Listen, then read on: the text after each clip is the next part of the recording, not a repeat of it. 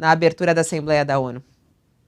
O presidente Bolsonaro ele se muniu de autocritérios e pronunciou na tribuna da Assembleia Geral da ONU um fake pronunciamento.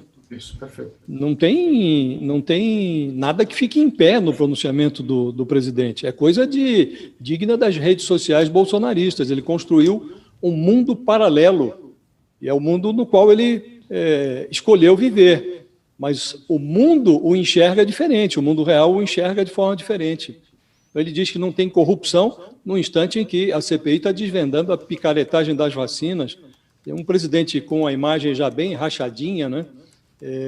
O filho 02 acabou de ter o sigilo quebrado, o Carlos Bolsonaro, sigilo bancário, sigilo fiscal. Ele, a parentela toda do Bolsonaro que ele empregava no seu gabinete.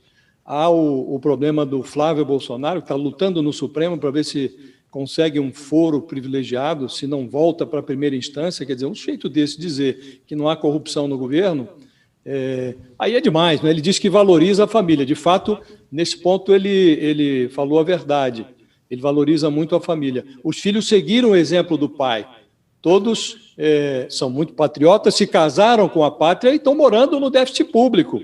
Estão enriquecendo, fizeram morada no déficit público. O presidente mencionou o fato de que o Brasil recuperou a sua credibilidade diante do mundo. O mundo parece discordar do presidente Bolsonaro, tanto que havia grande expectativa em relação a esse pronunciamento dele. Temos tudo o que o investidor procura, disse o presidente. Também os investidores parecem discordar. Nem o investidor brasileiro está colocando a mão no bolso, porque há uma atmosfera no país hoje de grande instabilidade. E essa instabilidade ela é, sobretudo, política.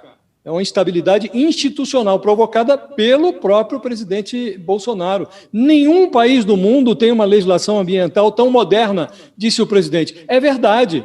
O problema é que o governo dele não segue essa legislação moderna. A legislação é muito boa no Brasil, mas o governo não segue. Aí ele antecipa, ele reitera, né, a antecipação de 2060 para 2050 do Objetivo Nacional de alcançar a neutralidade climática.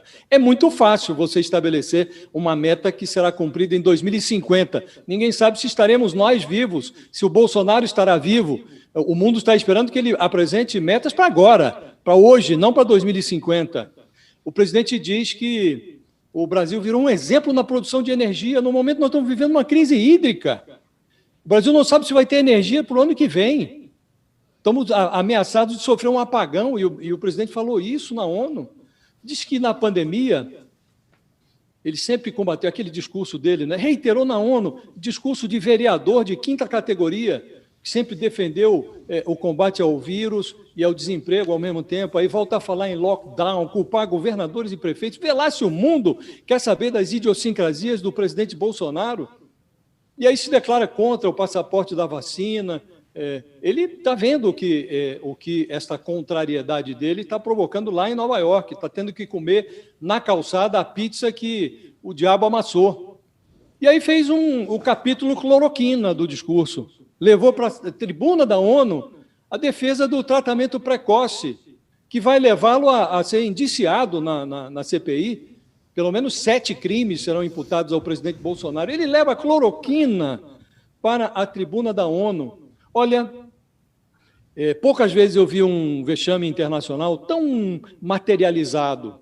O presidente disse no discurso que o Brasil recuperou a credibilidade externa. O governo dele recuperou a credibilidade externa, que o Brasil virou um dos melhores destinos para investimentos. Eu não sei em que Brasil ele vive.